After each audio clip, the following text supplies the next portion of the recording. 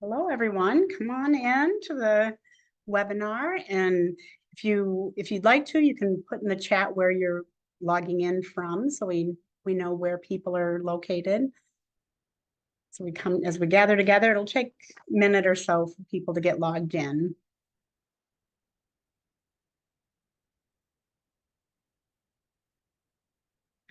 New Hampshire, Massachusetts, British Columbia, Florida. Oh, people from all over. I'm here in Southern Maine.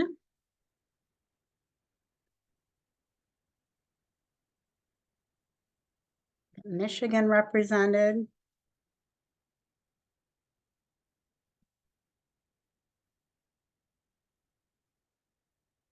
Florida. Well, welcome, everybody. We're so glad you could join us tonight. Just another few seconds and still people entering.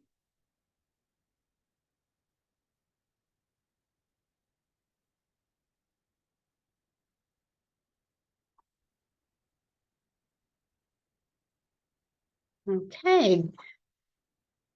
Good evening, everyone. Welcome to you all from the International Dyslexia Association, Northern New England Alliance, serving Maine, New Hampshire, and Vermont.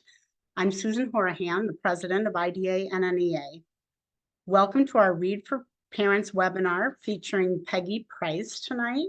She's a fellow of the Orton-Gillingham Academy and director of the Orton-Gillingham Institute at the Stern Center of Vermont.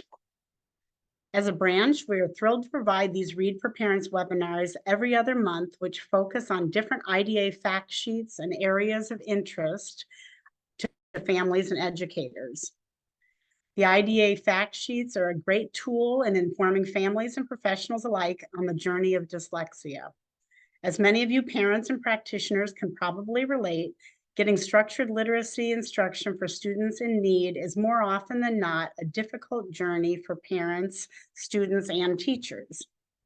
As a branch, we are honored to bring these informative sessions to you as we work to bring structured literacy to all students in all classrooms, and especially to those who struggle.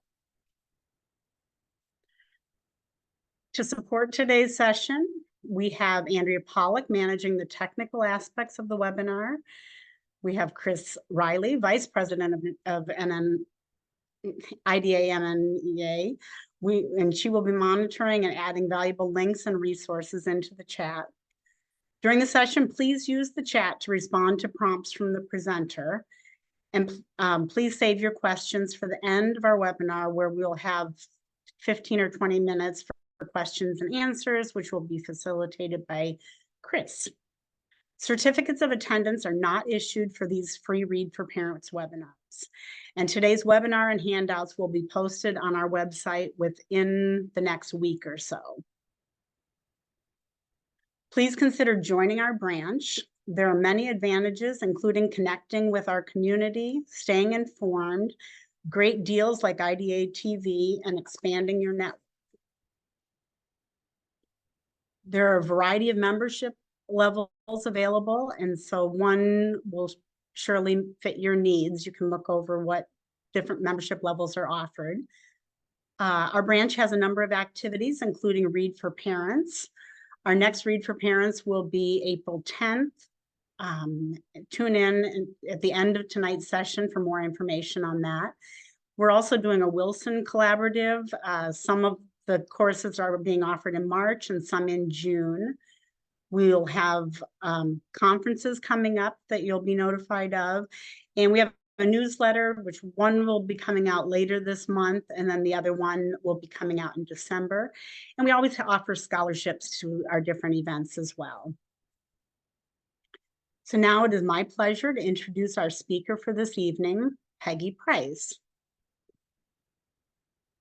Peggy is a fellow of the prestigious Orton-Gillingham Academy and is a literacy and special education expert who leads the Stern Center's teaching training in the Orton-Gillingham approach to teaching reading. She provides training at the Orton-Gillingham classroom educator, associate, and certified levels. Ms. Price oversees a talented team of OG fellows who assist her with district-wide consulting and providing in-depth mentorship to educators seeking OG certification. She regularly speaks at national conferences about evidence-based literacy instruction, dyslexia, neuromyths, and morphology. Ms. Price is the co-author of Orton Gillingham for the K through 2 Classroom, Weekly Guide and Universal Assessment, second edition. She has taught Orton Gillingham to students from ages 5 to 44 and loves witnessing her students, and now the educators she mentors, blossom as they learn the structure of the English language. Price holds a master's degree in special education, early childhood multiple and severe disabilities from Georgia State University. Her bachelor's degree is in psychology with a concentration in applied behavior analysis from Binghamton University. Price firmly believes every child has the right to read, and every teacher deserves the knowledge and training to realize that promise.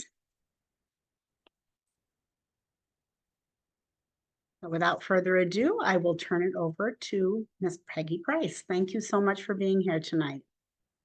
Thank you. And thank you so much to Andrea, to Chris, to Susan, to the entire IDA regional branch. Not only do I live in Vermont, but I work at the Stern Center where we're a member as well. And I love these monthly webinars. They're such a gift to families and educators. So I'm going to go ahead and share my screen. And we'll get started. I'll show you our agenda for tonight. And I thank you all so much for being here and carving out the time as we delve into neuromyths tonight. So here is our agenda. And as you can see, we have a pretty packed agenda. Actually, let me go back for a second so you can see my email in case you want to write that down and be in touch with me as well, because I know some of you will be watching this recording. I've been lecturing on the topic of neuromyths related to dyslexia since 2015. Initially for a graduate course, I was teaching for the Stern Center, but this area has gotten a lot of interest, and I've presented on this topic either for the Orton Gillingham Academy or the National IDA Conference, and a couple years ago for University of Vermont Medical Center, Larner College of Medicine, their teaching academy. And I have to say, every time I feel like I have to dust it off, remove one neuromyth that we're not talking about so much, and talk a little bit more about another one that's becoming more popular. So it's interesting to see a little bit how the trends are changing, but yet, unfortunately, pseudoscience persists.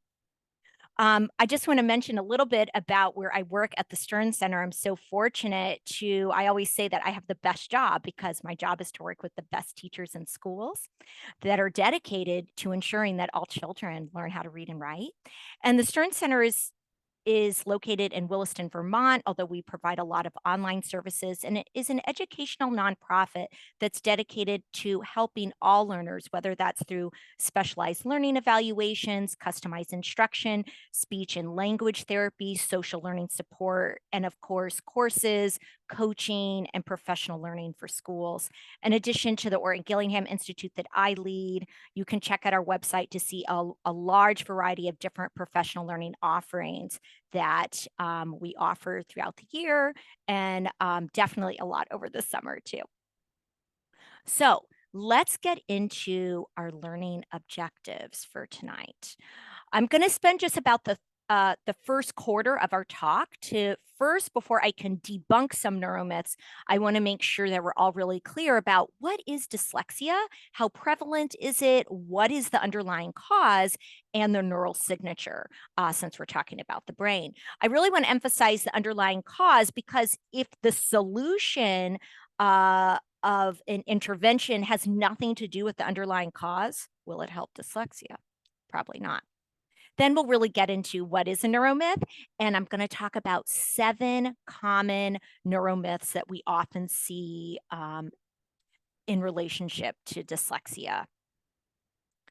And first and foremost, I know that we're all here tonight because not only do we care, maybe there's someone in our life that has dyslexia, but illiteracy or those who struggle with literacy, it's so much broader than just the large population of individuals with dyslexia. And whether or not you're a family member or an educator, illiteracy impacts all of us as a society. If we care about our citizens being able to fully maximize their potential, their employment, contribute to our society. And I think about this all the time as both an educator and a parent, that these children that we're teaching are going to be in charge one day making decisions about our future too. And I certainly want that next generation to be literate. So at the end of the day, the reason this talk matters and the work that IDA does is so important is because our students that are struggling with reading, they do not have time to waste, and we don't have time to waste on things that we know don't work.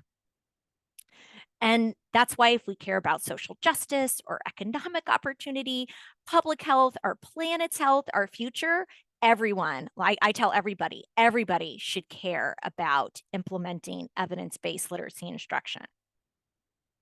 So let's get into a little bit about the brain. How does skilled reading develop? And then what is a little bit different in the brains of individuals with dyslexia?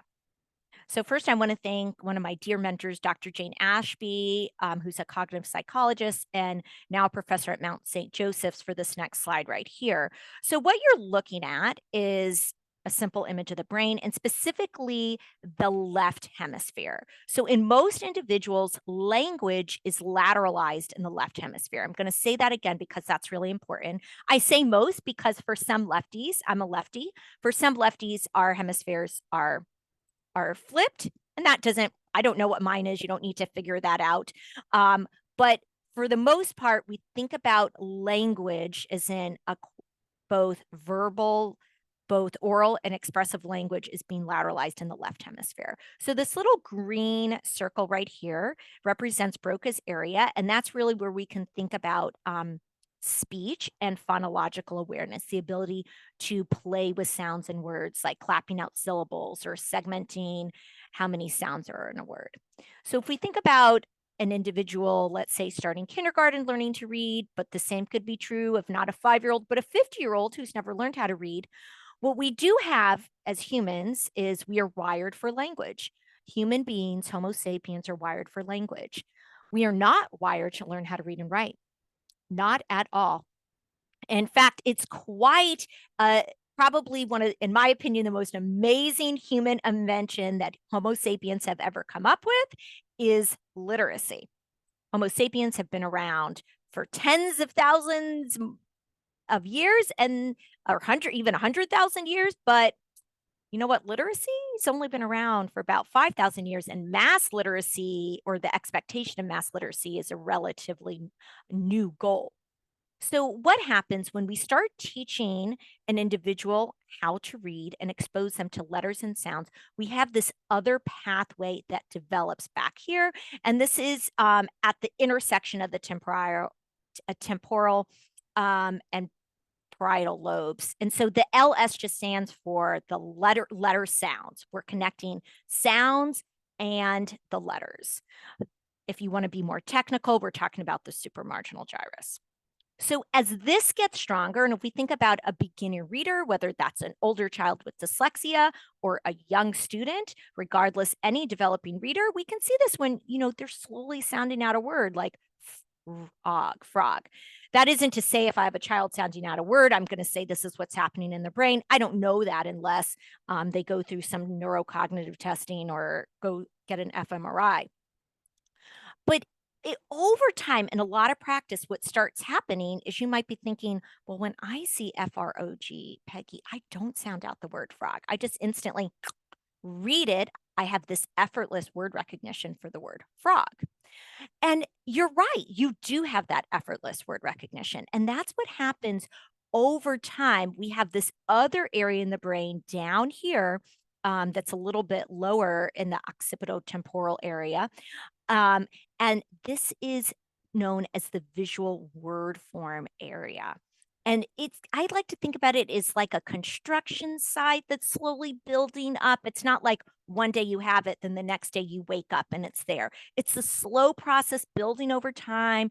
The metal frames are going up, the concrete's poured, and then eventually what we see in the hallmark of skilled reading is what we see on the right here. Let's see if I'm going to get a little annotation tool up to add one more image to this, where the hallmark of skilled reading is we have these dual activation roots that come up. Oh, for some reason, I picked the wrong pen. Sorry about that.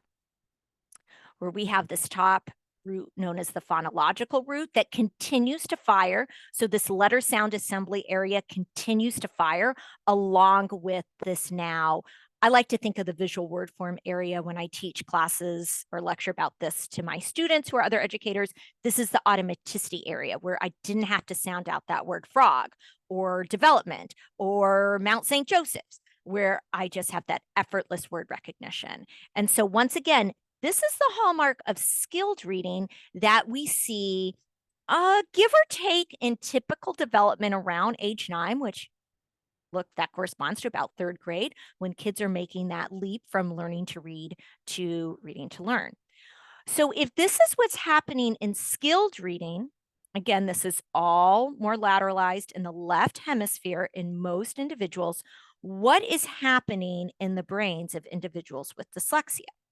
So there is a difference because dyslexia, as I'll discuss in just a minute or two, it is a brain-based difference. And so I want to emphasize that this is not a lack of motivation, this is not laziness, this is not a lack of intelligence either.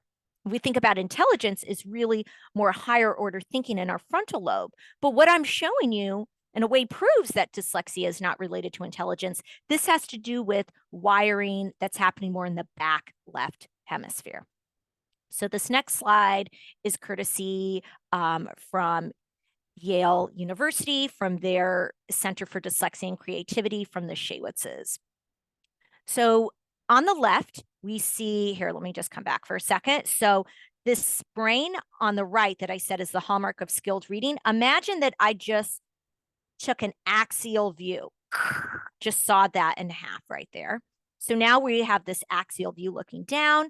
Again, we see Broca's area where my mouse is, the letter sound assembly, supramarginal gyrus, and that visual word former, that automaticity area. And I like to use the term typically developing as opposed to non-impaired. What we see in the brains of individuals with dyslexia, this is also known as the neural signature of dyslexia, is a lot more activation in the frontal lobe and more activation in the back right hemisphere. So you might be thinking, well, isn't that really good we're using our frontal lobe? Well, not when it comes to word recognition. We want all our mental energy and our higher order thinking and our hard work to be focused on comprehension, to think about what I'm reading, how does this fit into what I already know? So if you're spending too much time up here trying to get the words off the page, there's just not enough mental real estate, so to speak, to really focus on comprehension, which is why we see individuals with dyslexia often struggle with reading comprehension as secondary to just not being able to read the words and struggling to read the words. They often, not in all cases, but in most cases, their listening comprehension is a relative strength or could be above average. So I just want to mention this, that this neural signature of dyslexia is going to be really important when we talk about dispelling specific neuromyths. So now let's talk about what causes dyslexia. As I mentioned already, is brain-based and it runs in families. There is a genetic component. There is no simple one gene, you have a dyslexia gene. And the reason for that is our brains were never wired to learn how to read to begin with. But there are certainly scientists who study epigenetics who are looking at different genes at play and how that can increase or decrease someone's risk for dyslexia. And if a family member, like a parent or sibling, has dyslexia, there's a higher risk for that individual as well.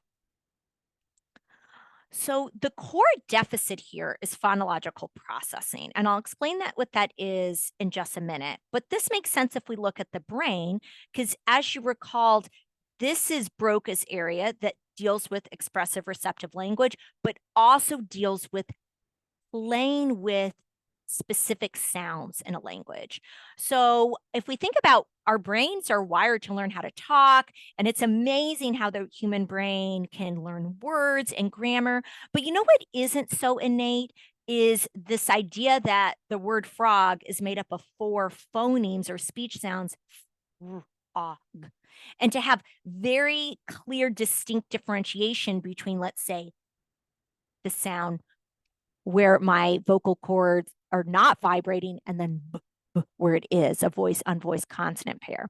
So really getting into how our brain can play with and manipulate speech sounds in language, that is the core deficit in dyslexia. And we see that when we see brain differences, and we also know this from over 40 years of research on what are effective early predictors of dyslexia and what are different universal deficits as well. This video that or I should say this link I have right here from Dr. Ken Pugh at Haskins Laboratory.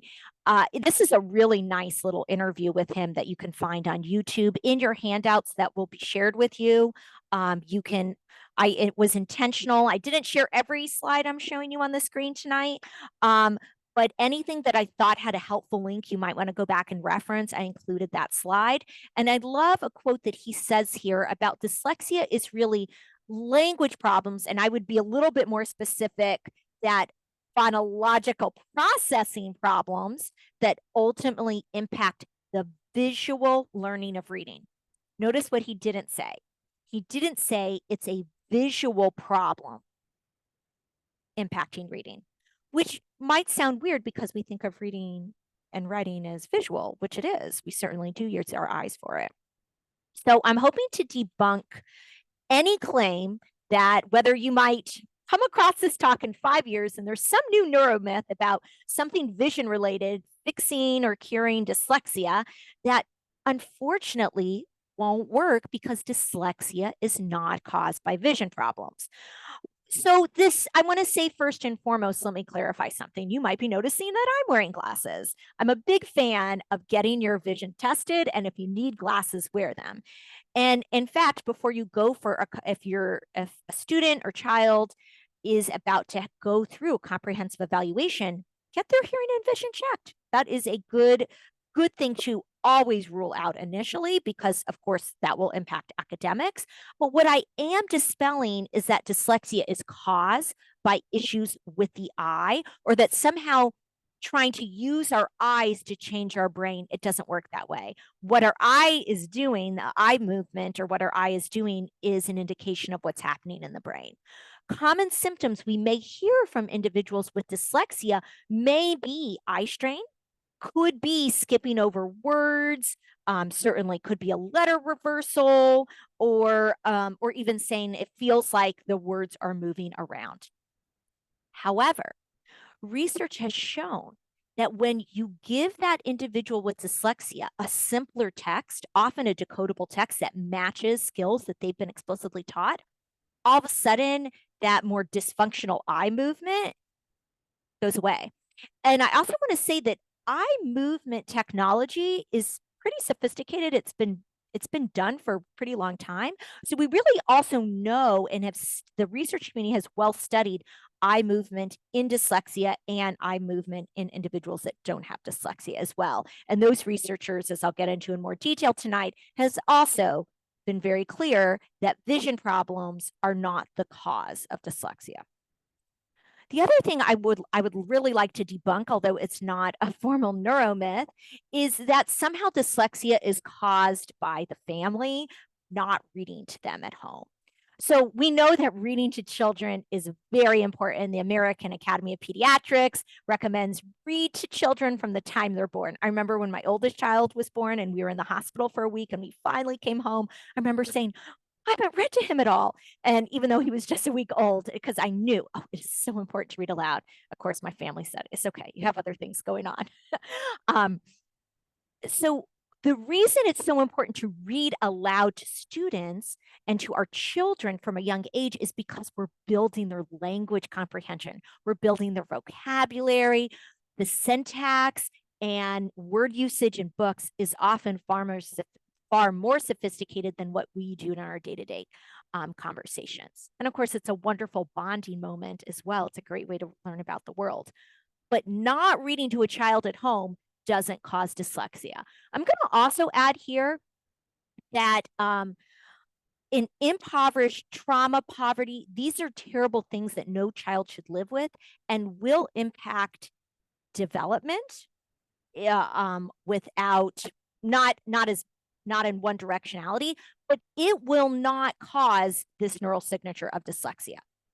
Trauma and poverty do not cause this neural signature of dyslexia. So I think that's important to say because we don't want to rule out that there could be an underlying learning issue going on to just say, well, that child comes from an impoverished background. Because if we investigated a little bit further under the hood, we may be able to maybe give an appropriate diagnosis that would lead to appropriate intervention.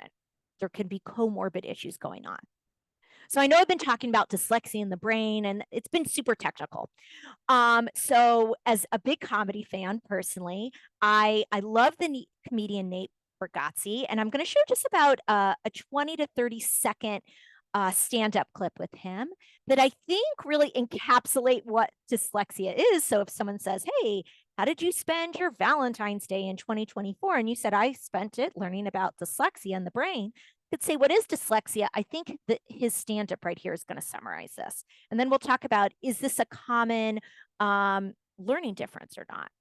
So forgive me a moment. I'm going to have to stop sharing my screen and then reshare it just to enable the sound. So sit back and relax. At least I know I'm giving you a good laugh tonight. Okay, and if for some reason you can't hear the sound, one of the moderators will unmute themselves and let me know. Okay, I think I just have to backtrack 1 second. So we start right. All right, so I'm gonna pause right there. I hope you enjoyed that. You can tell, I mean, anyone that's a famous comedian is highly intelligent, has so many skills I could never even profess. In fact, it kind of is my worst fear to go up and make jokes and have nothing there, but at least I have slides up here to show you. Nothing there but a mic.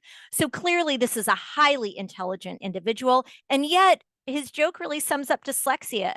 Books, just the most words. It just won't let up. The act of getting the word off the page, difficulty with reading and spelling, that's dyslexia. So with that, okay, so let's come back to some more stats now on how common dyslexia is.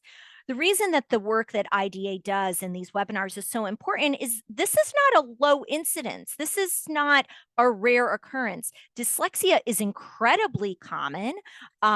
Both IDA and the Yale Center for Dyslexia and Creativity says anywhere between 10 to 20% of the population have symptoms of dyslexia. And I know many of you here tonight may be educators or special educators or reading interventionists. Dyslexia represents 80 to 90% of all those with learning disabilities. If you have dyslexia, you will always have dyslexia. It's not something that you grow out of or that you can cure. However, what I feel like is my life's mission as a Norton Gillingham Fellow is want to take what is a learning disability and just change it into a learning difference.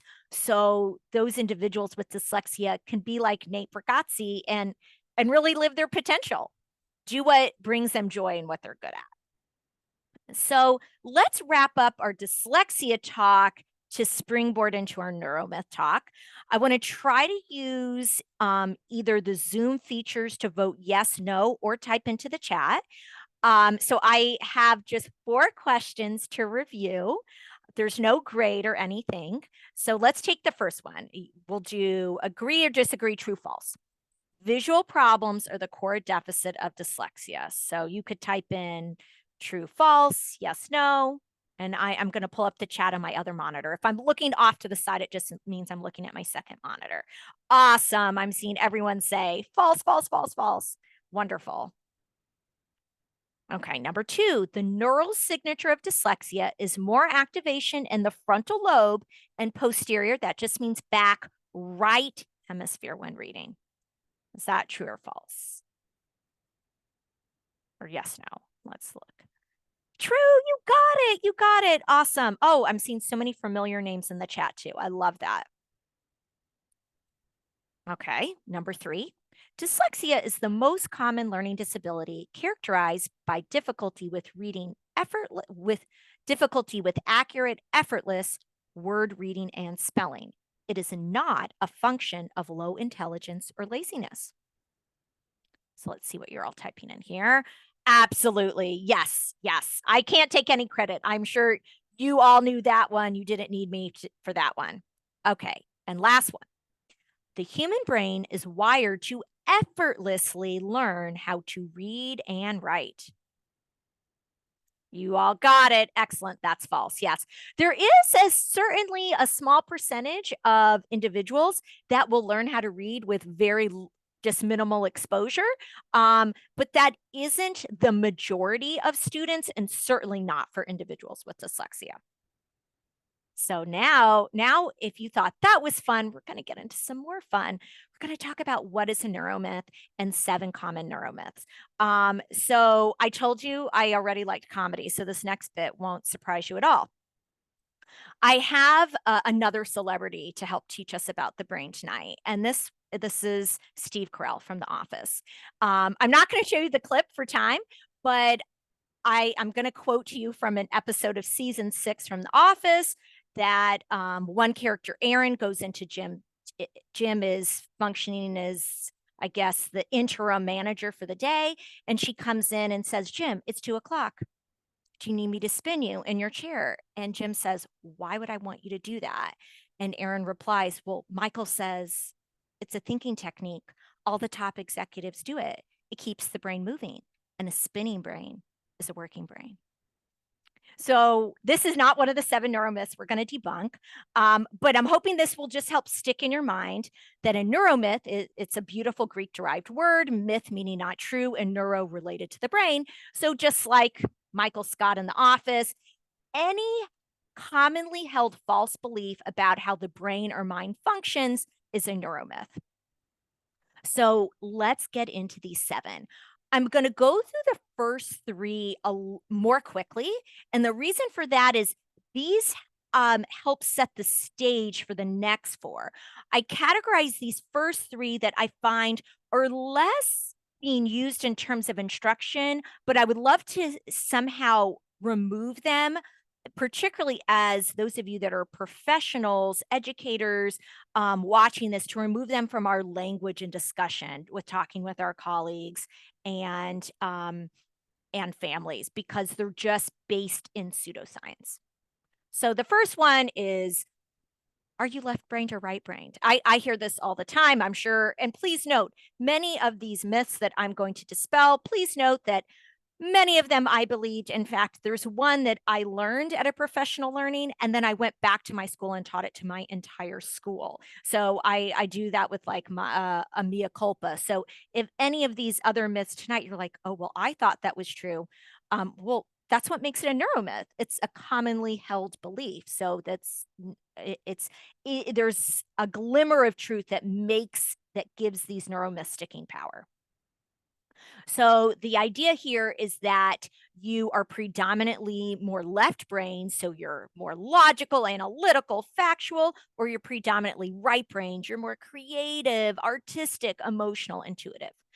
So what I really want to say here is, of course, all individuals are just that. We're individuals, we have different personality traits, but does this have anything at all to do with brain function? So a study was done looking at doing brain imaging with over 1,000 participants that showed this has nothing at all to do with different functions in the left and right hemispheres. And one thing that you'll notice I did in my presentation tonight, because I feel like if I'm going to dispel something and say it's not true, and I'm going to be very specific with some websites and programs. I really wanted to give you a lot of citations and show you the screenshots as well from the journal so you can go back and look it up. And in fact, if you read research articles regularly, you find scientists are always so careful with their language. The data suggests there is a correlation between eh, researchers are so careful to say, like, this is a bunch of hooey. So I'm going to show you this next quote from that researcher, Dr. Jeffrey Anderson at University of Utah, I believe. The pop culture idea creative versus logical traits has no support in the neuroscience community and flies in the face of decades of research about brain organization, the functional roles of the two brain hemispheres, and evidence from patients with lesions in one or the other hemisphere in the brain. So this is very strong language that there is no supporting this claim at all. Another one I have to say was very painful to me because when I was in high school, I read this book and I just felt like it explained myself and my friends and everybody I knew. And that's Multiple Intelligence by Howard Gardner. And again, going back to the idea of left brain, right brain, no one's saying people don't have different personality traits or different talents. If that were the case, we all would be equally good in all different jobs and we all have the same interests. And that's clearly not true. So, what am I debunking here? Howard Gardner claimed in his book that you can divide the brain into 7 different types of intelligences, and these are different cognitive areas within the brain. However, each multiple intelligence requires sensory and information processing, memory, including short term working memory, long term memory, different both receptive and expressive language, and executive function skills. So, while the idea is nice, we could talk about students and individuals having different talents and strengths. Let's talk about that, but let's not use the term multiple intelligences because that flies in the face of what we understand about the brain in terms of functional connectivity. Part of why we have such a sophisticated brain that can do so many different tasks, from learning how to read to working Zoom on a computer, is because our brain talks to each other. All the different parts of our brain talk to each other. And in one of the articles that debunks this as a neuromyth, I'm going to just quote from you that a meta-analysis, which is basically a statistical analysis of many different research studies, have really looked at over 20 neuroimaging studies that showed this theory is just not true. So instead of using the term multiple intelligences, we should just talk about students having different strengths and abilities and talents. And you might say, well, why even mention this? As I was delving into this more, I actually found a website from a dean of a school of education and human development saying we can use multiple intelligences for formal evaluations and to understand an individual's intellectual functioning. I don't know any school psychology or neuroscience or clinical psychology program that trains evaluators in that. So that type of pseudoscience ends up hurting our students.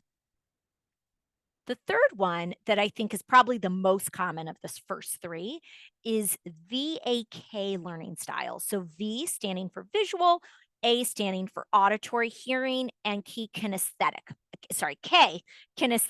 movement.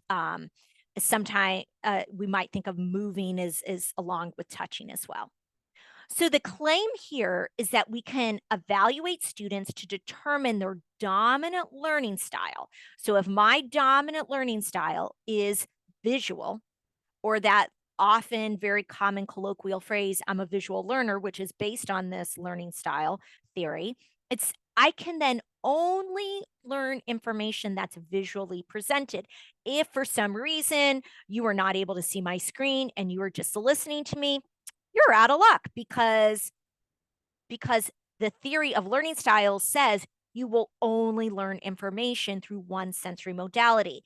And that's based on this very wrong idea that one sensory modality is processed independently from the rest. We talked about just a neuromyth ago about functional connectivity. The parts of our brain talk to each other. So you might be thinking, but Peggy, you're a Norton Gillingham Fellow, and I definitely have learned about VAKT. So I don't want you to confuse learning styles with multisensory instruction.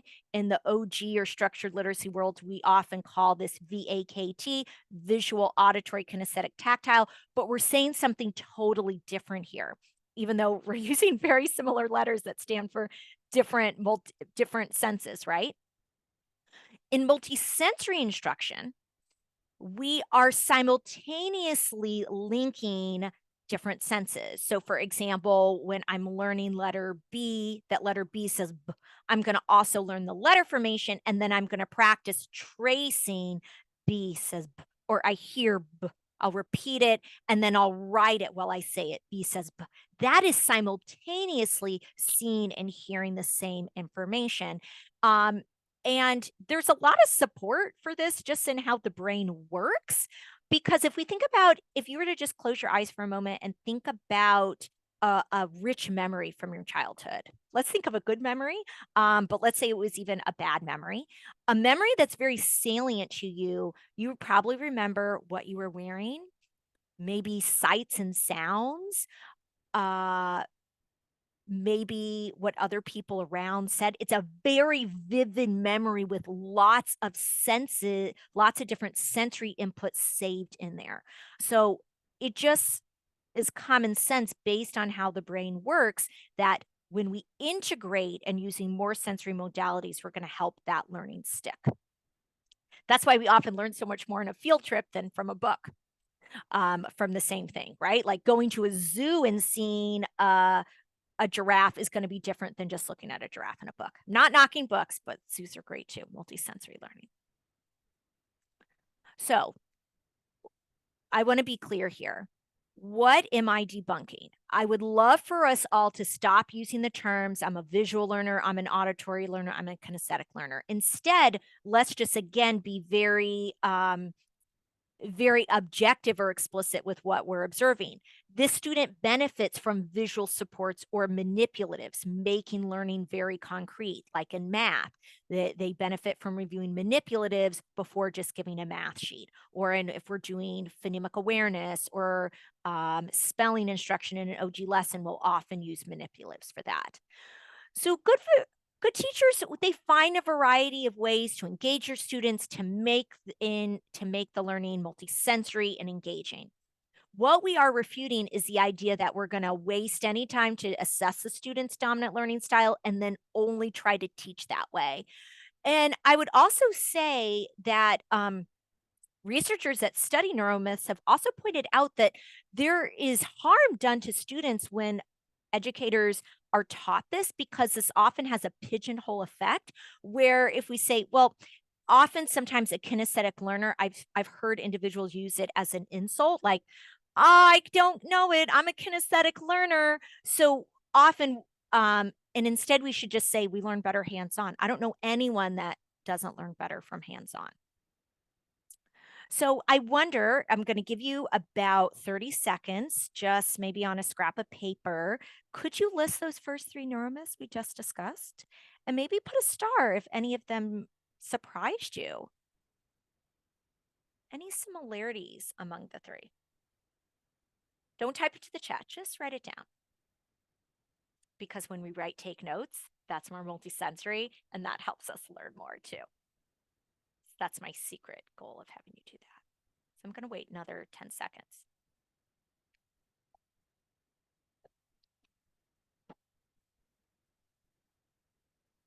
All right. So now we get to some more exciting and also controversial ones. So let's get into vision therapy and dyslexia font. So the claim here with vision therapy, and this includes cover overlays. I'll show you a picture of that in just another slide, or forgive me, I might not be pronouncing this next syndrome correctly, Mears-Erlin syndrome. And if you know I'm mispronouncing it, put that in the feedback and tell me. But the claim here is that eye exercises, covered filters, lenses that might be tinted will alleviate visual distortions for people with dyslexia. I have also Before I got into dyslexia, my background is in applied behavior analysis, and I worked in a lab school for autism. I've heard similar claims helping individuals with autism through these same covered and vision therapy things. And this is taken directly from a website on vision therapy. I want to be very clear if I'm discussing a neuromyth, I want to use the language of those who advance this neuromyth. So I'm using their specific language that vision therapy is designed to teach a child how the brain controls the eyes. I'm going to skip to the end, improve reading, learning, concentration, and attention. So I want you to notice these next few symptoms or red flags that could indicate a vision problem, okay? Again, vision problem. And I want you to know, what does this sound like? Particularly notice the text in green.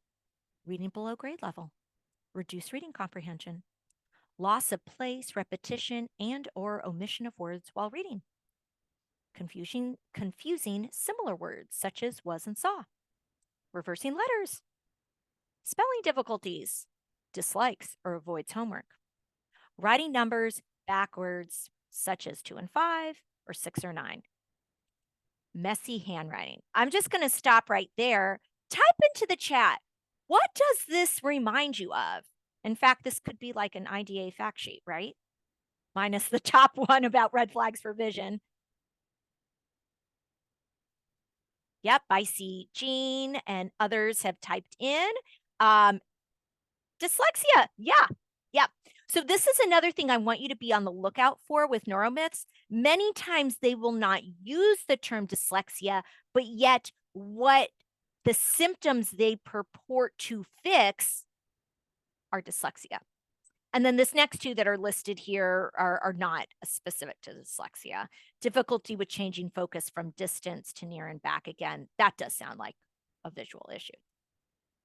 So I want to share with you that there was a controlled study to look at the effects of covered overlay. So if you weren't sure what I meant by that, this is a nice picture, and there is an assessment done that you can figure out which color is going to work. I like this picture because purple and pink are, from the time I was little, still my favorite colors. And this is what the study showed. The covered overlays did not improve reading performance at all. And what I want to point out too is that preference for an intervention does not indicate its effectiveness. Many individuals with dyslexia also struggle with attention. When something is hard for you, it can be harder to focus on it. That's why I think I never learned how to parallel park well, because I had trouble focusing and it was very hard for me. I still avoid parallel parking. Little parking joke. However, so we can see kind of this initial spike. I don't want to call it, let's say, a placebo effect, but let's say that first day you get out that purple overlay, oh man, that student's excited. But when you tell a student this is going to help them reading, and maybe they're a little bit more focused that day, so maybe a couple fewer errors, but then it doesn't actually work, do you think the child's thinking, I bet you that teacher didn't do a detailed analysis of the statistical qualities of that study and looked at the no, the student is once again feeling like a failure, and that didn't work for me. So I think it's really important. It might seem like, oh, what's the big deal? It's just a covered overlay. Is harm can be done when we give false hope to children and families. It can really be quite emotionally scarring, because once again, that individual is feeling like the failure. And we know that so many individuals with dyslexia already suffer from low self-esteem. So I'm now going to bring out some big guns. In 2014, the American Academy of Ophthalmology issued a joint statement with the American Academy of Pediatrics. And so if you look at these little acronyms right here, AAP, I'll show this on the next slide, is American Academy of Pediatrics. They all came out with this joint statement about learning disabilities, dyslexia, and vision. And these are the different organizations that were part of that joint statement. So I want to be clear here. The eye doctors are saying this. And this is directly quoted. Vision problems can interfere with the process of learning. Absolutely. If we have any concerns about doing well in school or concerns with reading, by all means, please get the child's vision checked. However, vision problems are not the cause of primary dyslexia or learning disabilities. Scientific evidence does not support the efficacy of eye exercises, behavioral vision therapy, or special tinted filters or lenses. So I want to be very clear about that. Doesn't matter how shiny someone's website is or how many beautiful pictures of the brain they have, there is no support from those doctors who specialize in the eyes. And I actually, you might be thinking, I know someone that did go to vision therapy. So I do want to point out there are reasons to have vision therapy, maybe due to convergence insufficiency or accommodation disorders, and those can impact reading. But I'm going to quote here from a professor of pediatric ophthalmology at Johns Hopkins University, Dr. David Guyton. So he is a professor of pediatric ophthalmology. He runs a clinic where the patients coming to him, there is more going on with their eyes. And he said perhaps 1% of the patients he sees actually has these problems and would warrant vision therapy. Additionally, the UK College of Optometrists, which is an association of optometrists, they commissioned a major review on the literature of vision therapy in Britain, both in 2000 and 2008, and they came up with the exact same statement here in America that there's no scientific evidence to support this. So this brings me to the next one, and I actually recently lectured for UVM undergrad neuroscience class. About neuromyths, and this one that these were college students said this one was the most popular, that a lot of them grew up with being used at school. And the idea behind dyslexia font is just by changing the font, you will have an easier time reading if you have dyslexia. And I want you to just take a moment. I'm going to give you about 10 seconds. What do you notice about these letters? You could certainly type it into the chat or just make a mental note. How do these letters look different?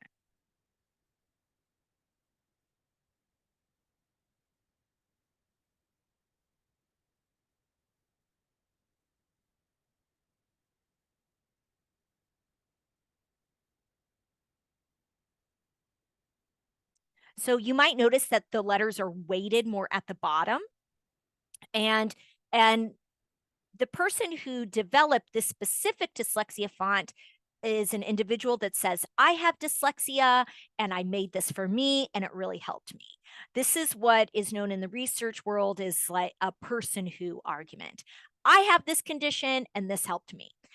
I'll have to tell you, if I get a terrible medical diagnosis, or I am a parent whose child was diagnosed with a learning difference like dyslexia, I really want to know what the research says, not an individual's perceived perception of it. So let's look at, again, there's been a lot of research to investigate this. The first time I remember talking about this, I could say there's no good research that's been done yet, but I don't think it will work. Now I can say actually there has been good research done.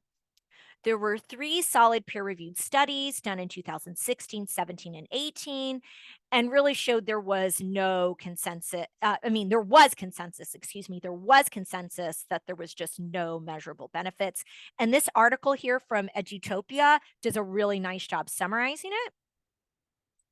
This was one of the studies. The study was done in 2016 and in Annals of Dyslexia. Here's another one done in 2018.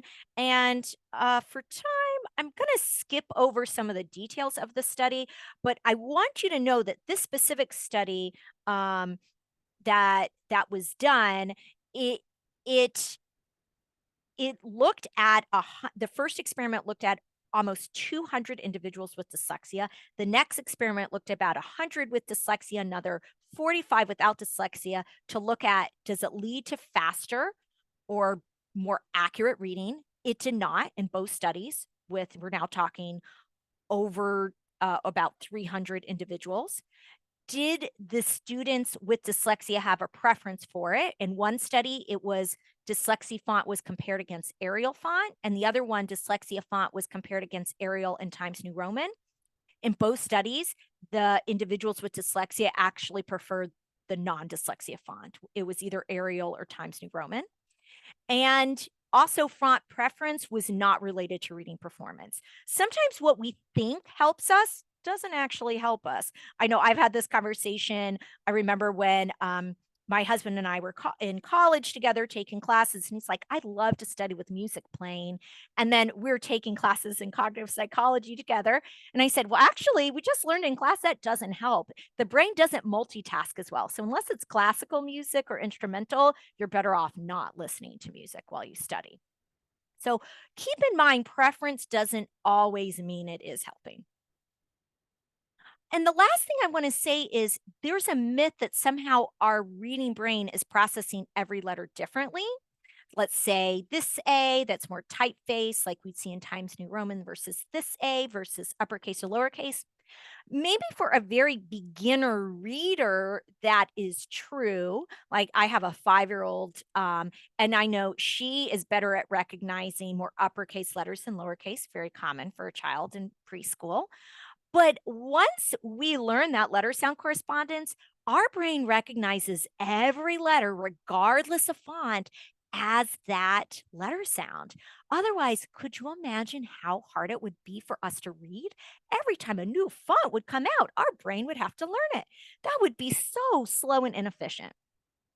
And in fact, Keith Rayner, who really was a pioneer in the field of eye tracking research at UMass, Microsoft commissioned him to help develop a font that would be easier for individuals to read.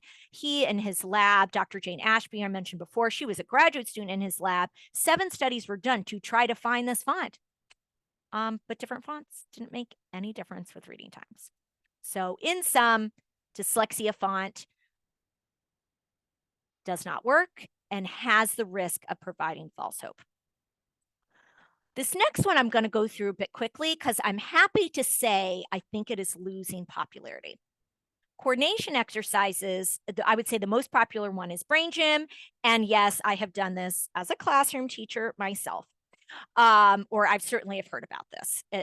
Short bursts of coordination exercises, often having to deal with cross the midline, like one hand touching the opposite knee, is going to help improve the integration of our left and right hemispheres and activate the brain. And Brain Gym International promises to improve concentration, memory, grades in reading, writing, and math. So again, notice the term dyslexia is not used, but certainly improvement with reading and writing, we often, if they're struggling, that could be an indication of dyslexia. So first, I just want to say here, exercise is wonderful. We should be having more movement and exercise built into our lives, in school. It not only is it good for our physical health, it is good for our brain's health. It helps us with focus. It alleviates anxiety. It is good for the brain. No one is arguing with that. In fact, there is a growing field of research, and there's been several systematic reviews that have looked at exercise and helping to ameliorate some of the severity of ADHD symptoms. This is, I want to be very clear here, I'm not going to focus too much time on this. This is not to replace other evidence-based intervention like behavioral management or medication, but certainly you can look into this. And if someone has a question, you can ask me in the Q&A about this. I can point you into a good lecture you can find for free online. However, what I really want to emphasize is you can move your body in all different ways that are very inexpensive without any specialized training. I know the first time I gave this lecture in 2015, a teacher in this graduate course shared with me that their school paid for very expensive training. This is going back to 2015, about $1,200 for about a 3-day, or I forget exactly how long the training was, to implement Brain Gym in the classroom. That, you know, such a miswaste of school funds and teacher time. So in sum, exercise is good for the brain. This doesn't mean crossing the midline exercises. I've also heard pressing on different parts of our body, activate specific types of the brain is going to help with learning. Will the students find it fun and engaging? Sure. Could you also just probably Google yoga and movement songs for kids and get the same benefit? And if you're interested in this topic of exercises effect on the brain, I highly recommend this book, Spark by John Rady. All right, here's our last one, but it's a big one because it's the most popular and the most lucrative. And this is brain training programs. So the claim here is that these games, they're often computer-based or apps, you might purchase them and have them on your phone, can help boost working memory, attention, problem-solving skills. And the glimmer of truth here is neuroplasticity. Our brain can learn new things. Neuroplasticity is just a way of saying that our brain can learn how to do new things, and neuroplasticity exists throughout the lifespan. So it might not be too late for me to learn how to get really good at parallel parking if I just invest the time and practice needed. So examples of brain training programs are CogMed, Luminosity, and Learning RX. The reason I saved this one for last is because this is in 2020, this was a $7.5 billion industry. $7.5 billion. And combined, these three companies have over 100 million subscribers. I first learned about CogMed. I was attending a conference. I was living in Atlanta at the time. I was a kindergarten special education teacher. And this was a conference related to dyslexia. The keynote speaker was a world leading neuroscientist about dyslexia. And then I went to a session hosted by CogMed, throughout the day. There were a lot of different sessions. And people were just falling over how amazing CogMed was going to change their students' lives. And I just remember sitting in this session thinking, not knowing anywhere, this was 14 years ago, what I know about the brain now, although I still, of course, have a lot to learn, thinking this sounds really maybe too good to be true. And the idea here is, so if you look at this picture here, and I'm not sure, I'm now not forgetting if this comes from Luminosity, Learning RX, or CogMed. Let's say there's your mouse, you click and you're shooting at, let's say, green circles, and you want to shoot all the green circles. But sometimes the green circles might turn to blue squares. You don't want to shoot the blue squares. So the idea is you're getting good at response inhibition, at that impulse control, like, oh, I'm learning to stop myself and not click on the blue square. I'm only going to click on the green circle. So that might sound promising. Wow, I'm really training my brain. So let's look at the research. And what I think is so fascinating about brain training in general is what we're seeing is something develops on the market. So think about the covered overlays, that whole idea of Mears-Irland syndrome and assessment, or the dyslexia font, or these games. They get out there on the market. They're really sold and marketed.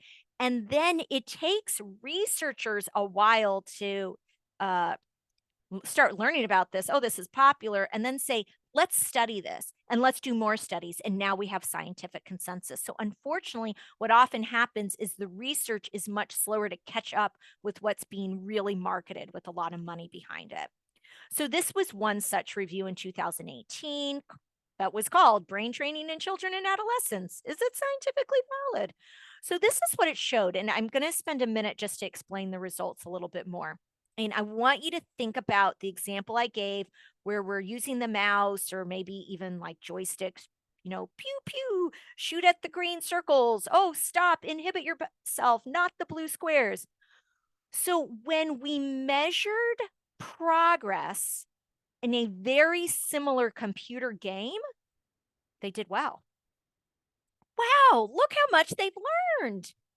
But when we measure progress in a real world outside of the computer program and looked at academic skills and looked at functioning, let's say in terms of just executive functioning skills, not forgetting your homework on the kitchen table every morning, there was little transfer. And so the technical term for this is near transfer and far transfer.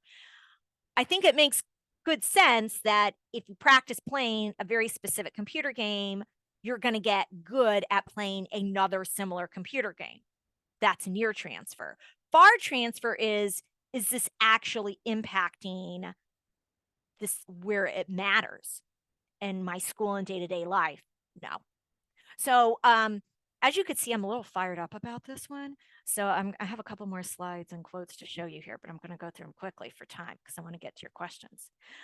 This was another study done in 2016, and one of the lead authors, Daniel Simons, said that brain games are touted as a quick fix solution for a complex problem, and quick fixes tend to not work. I think that's why it's so appealing, you know, for 5-10 minutes a day. I mean, with CogMed, I don't know if it's still this way, but you would have to pay to go to a CogMed type therapist that would watch you play the game for like an hour. So it was actually a huge investment of time. In general, just quick fixes don't fix complex problems. I wish they did. I don't know in life any quick fix that will fix a complex problem. So in addition to that, I want to tell you about one more study. This was done in 2015 with a group of college students where they said, well, let's put them randomly assign them to two different conditions. One does luminosity, and the other one just plays. I don't know much about video games, but I guess this is a popular video game called Portal 2. So just to clarify, Portal 2 is not a brain training program. It's just a video game. And guess what group did better when they pre-test them, then they post-tested them on problem solving, attention, memory. Do you think it was just the regular old video game, the Portal 2, or Luminosity? What do you think? You want to type into the chat?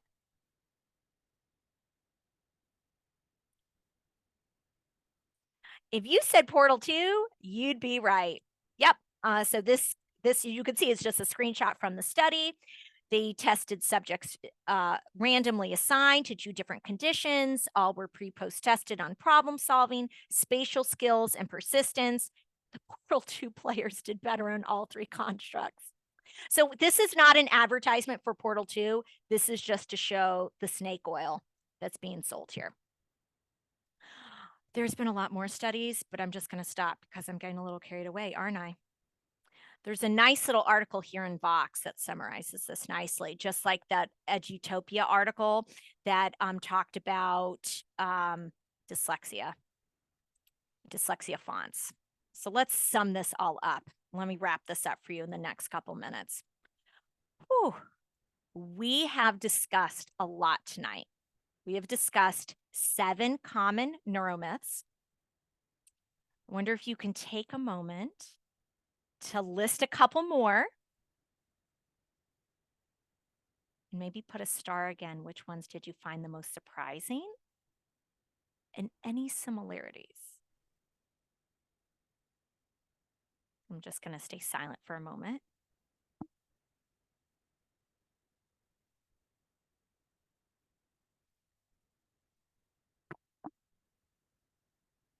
All right. Why do these neuromyths persist? Here are my top 5 takeaways for us tonight. That I really want you to leave feeling an informed, critical consumer with a healthy dose of skepticism anytime anyone talks to you about the brain, including me. That's why I put in so many research citations. So you can fact check me. Have a healthy dose of skepticism about what I'm saying too. Takeaway number 1, there is usually a glimmer of truth in all neuromyths.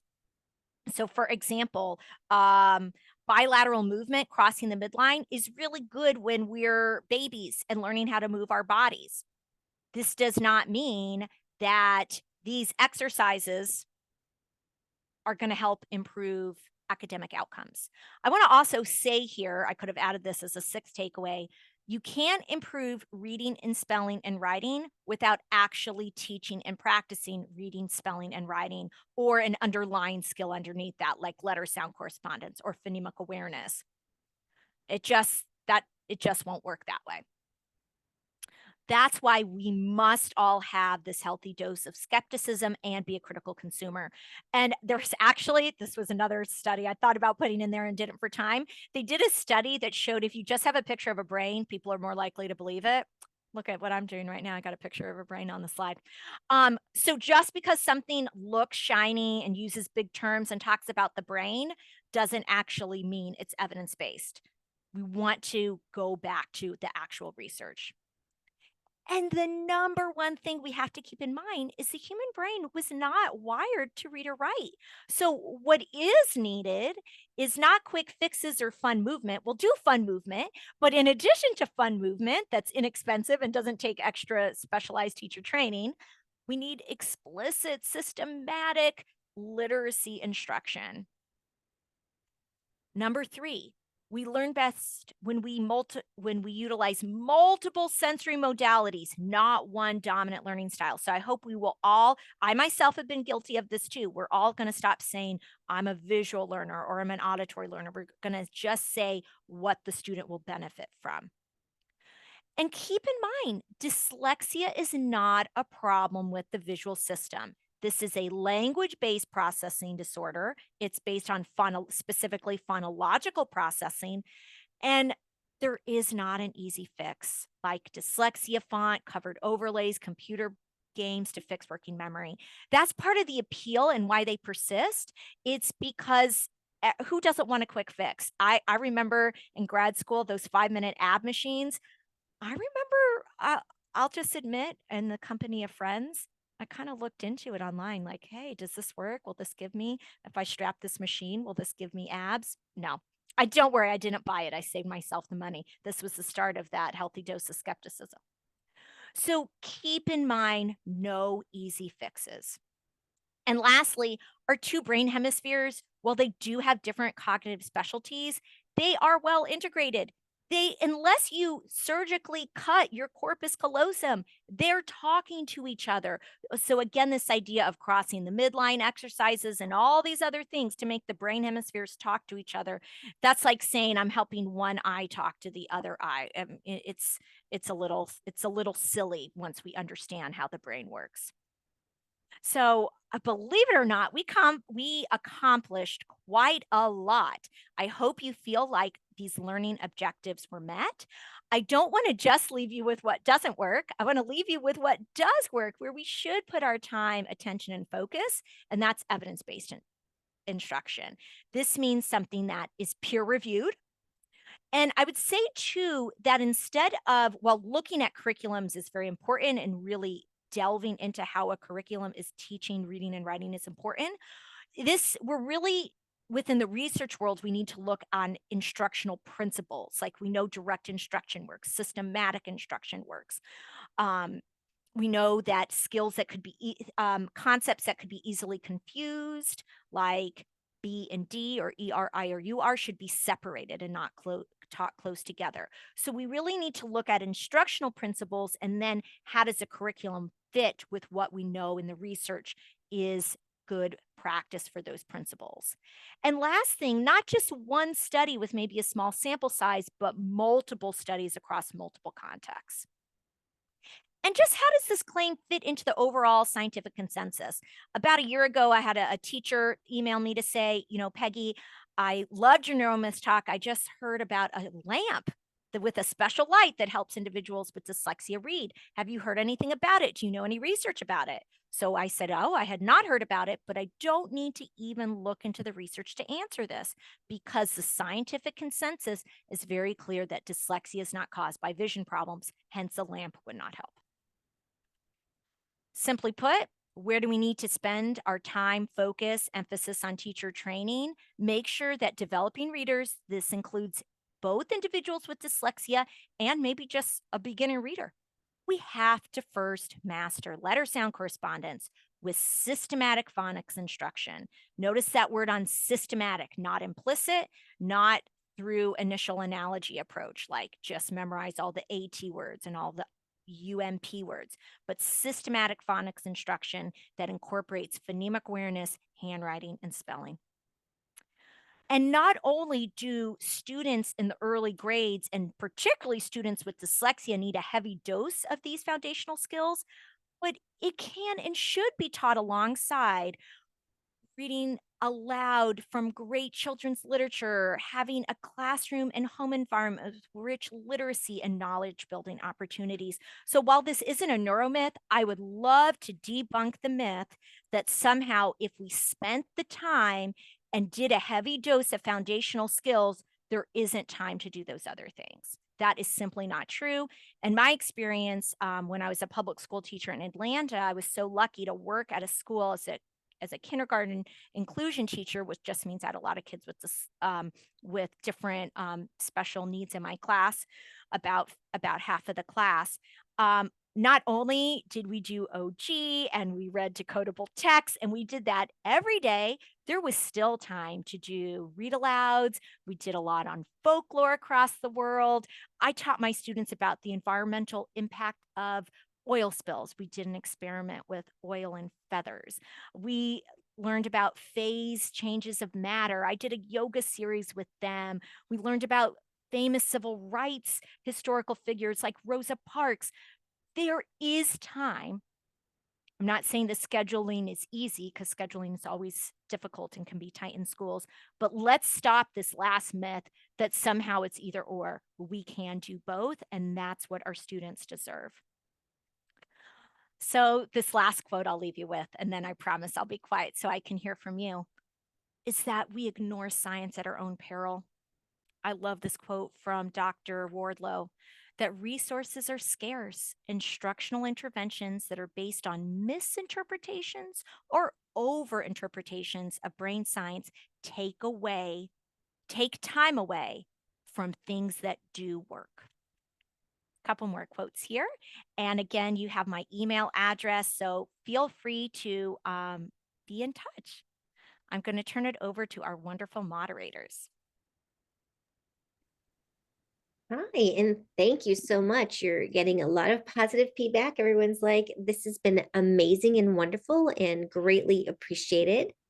Um, so everyone's just saying thank you. So we'll start there. So thank you so much.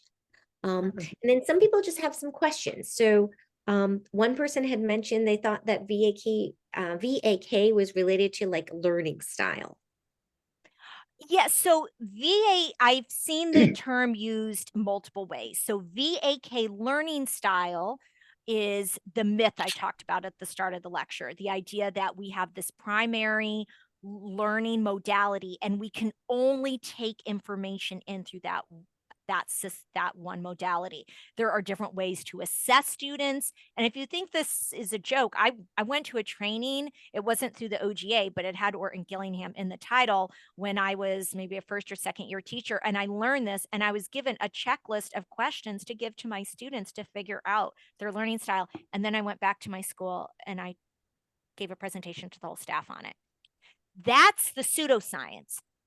What is accurate is integrating the simultaneous integration of visual, auditory, kinesthetic, tactile, like we do in OG and structured literacy. That is effective, because what are we really talking about? We're talking about often using manipulatives. So let's say if we're doing phonemic awareness, like moving magnets in Elkonin boxes, we know that manipulatives are anchors for our working memory. We're talking about handwriting. That's a big component. There's so much, that could be a whole other talk. All the research on how handwriting, and specifically spelling as well, deepens letter sound correspondence. And when we teach spelling, we're teaching reading too. It helps build that orthographic processing, which is that orthographic mapping, which is needed for that visual word form area to develop. And the other piece when we talk about multisensory in our OG or structured literacy lessons is the kinesthetic piece of what's happening in our mouth when we make those sounds. So if I have my student confusing that voice unvoiced pair, I'm going to be specific how my lips are the same with both sounds and have them feel my motor on, motor off. So that does work. In those specific areas that I just mentioned, we do have research to support that. Great, thank you. Someone asked about the benefits of extra white space. I don't know what that means. Is there a little bit more explanation, like on the Well, I page? mean, and honestly, I know I teach elementary school, so basically preschool through grade 3 right now. And I do also see, I don't know if it's preference or there's research behind it, but basically the kerning between letters, the size of the letters, and then the white space between each line of text. Is there research behind that? That's a really good question. I don't know of a research study, but I would think that, we think about developing readers having some bigger font and more space for them to track with their finger, so it's less visually overwhelming.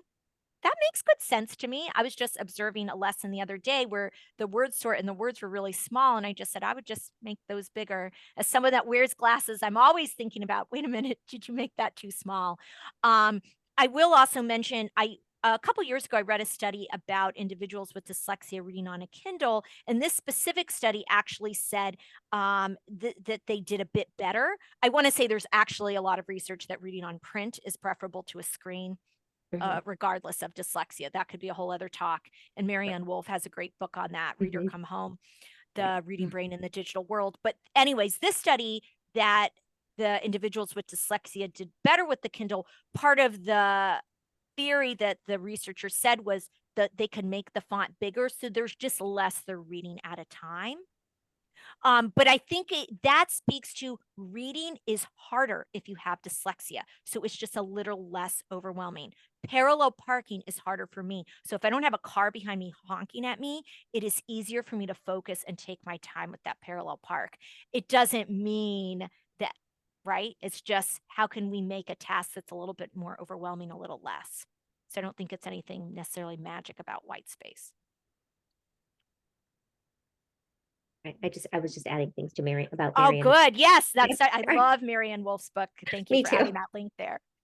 All right. Someone actually was asking, I guess, is there like a cadre of like this sort of research-based tools that parents should be advocating for when they are in their IEP meetings? Like parents are at their IEP meetings, they want to advocate for their students with dyslexia, and they're looking for those research-based and evidence-based tools.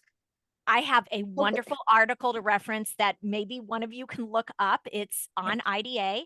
It's mhm. dyslexia in the classroom, or no, sorry, it's dyslexia handbook, what every family should know, and dyslexia in the classroom, what every teacher should know. I would read both. And if one of y'all want to find that and put that in the chat. And that is what I would recommend, because in addition to it talking about instruction, it also talks about accommodations. For example, having extra time. Because like going back to our discussion about font size and spacing, because reading is harder, we know that even when reading is well remediated, individuals with dyslexia need extra time reading. So that would be a helpful accommodation. And out in the real world, does it really matter if you need an extra half hour or to, as long as you can read it? That is our job as educators and the school system, is make sure they can read it. These are Right. fabulous questions. I just want to say We do. We honestly, fabulous. we have such what a great audience, and thank you so much again. This has been amazing. Someone asked what your opinion was about the letters system and the letters courses and all that information. Oh, is that Louisa Moats's? That's Louisa Moose's. Yes, I haven't personally taken it, but I think the world of Louisa Moats. In fact, it was her book, Speech to Print, that I was assigned in graduate school that changed my life and started me down this whole road. So I can't speak to her. I won't comment on a specific training, but I think very highly of pretty much everything she does. Right. Actually, and this just came up too. Someone was asking a little bit about the RAVO. They're looking at it for fluency training. And I don't know if you know the RAVO program at all. So the RAVO program was designed by Dr. Marianne Wolf when she was at Tufts University. I there's a lot of really great parts of RAVO. I think with anything, we want to look at the student profile and then how much time we can really devote. I love that there is the inclusion of great vocabulary, many interesting words, but I think it's helpful to think about the learner. And if the primary need right now is, let's say, poor phonemic awareness, handwriting, letter sound correspondence, let's target and really attack that. So that's not an endorsement or not. In general, I try to stay program agnostic. If something is based in pseudoscience, I'm going to call that out. Anything Louisa Moats or Marianne Wolf does is not pseudoscience.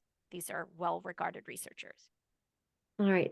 We have this wonderful question, and they apologize for that. It might be confusing. They said, can vision problems related to involuntary eye movements or not working together create reading challenges or the need for eye exercises to improve eye focus, therefore improving reading? But is it possible this doesn't mean the student has dyslexia? So like I said, it was a little bit You're confusing. asking a very good question. I want to stay in my lane that I'm not an ophthalmologist. So I think in that specific case, the family they could, of course, start with an optometrist. And then if there's more, go to an ophthalmologist. That's what I would say.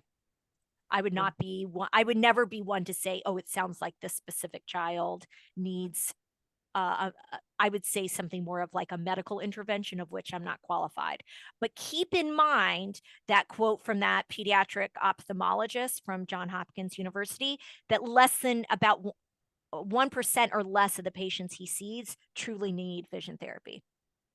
And the ones that do have this very rare diagnosis of like I mentioned before, what was it, accommodation disorder? And here I have to check my notes because convergence insufficiency and accommodation disorder. Right, actually, already, I'm going to date myself. That was something my family had me do many years ago when I went to the eye doctor, as I had to do convergence insufficiency training exercises when I was a child. So this one person did ask, did we say that font size and sentence spacing isn't relevant? I would say to use our common sense. If we have a struggling reader, developing reader, probably would be bigger if it's a little bit better. So I think we just use your common sense. Don't have anything ridiculously too big or ridiculously too small. But controlling the text for the skills the student can read, like a decodable text, that's going to make a far bigger impact. When I was a kindergarten teacher, was my font bigger than when I was later a 4th and 5th grade teacher? Yeah, but I also would just make the work look more age appropriate for my students too. All right. And I just, well, again, want to say thank you. One family member has said that about a decade ago, they had brought their student in for dyslexia remediation, and they had been recommended the CogMed program for about $2,000. And they said no. So now they're feeling very vindicated, and they thank you. Well, they should be proud of themselves. I mean, I like going back, I said, I remember being in this, I have this very vivid memory. I can remember the senses. I remember where I was sitting in the room. I remember the feeling of the chair. It's quite a memory. And I just remember people like eating up, being so excited about Cogman. And I'm thinking, this just sounds like just too good to be true. So, and I also just want to say to everybody that if there's anything I've discussed tonight, you're like, I've recommended this, I've believed this, please know you're in good company. I learned about learning styles and then taught my whole school it. So when we know better, we do better, myself included. And that's why everyone here tonight is committed, myself included, to just continuing to learn more. Great. Well, again, thank you very, very much. We really appreciate it. Just so everyone knows, all this information will be uploaded to our IDA-NNEA website within a week. So you'll have access to the slide presentation, the webinar, and we hope copious notes that we've been taking along the way. So it'll all be uploaded within 7 days.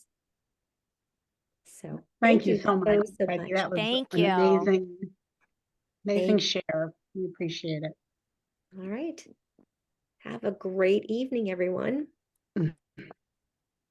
And I just wanted to say before we leave each other, our upcoming Read for Parents on April 10th, we're going to have our very own board member, Elaine Miskinis, joining us to discuss accommodations at the secondary level. So you don't want to miss that. And we thank you all for joining us tonight, and special thank you to Peggy Price. That was wonderful information. Thank you to NNEA IDA for Such great questions and moderating.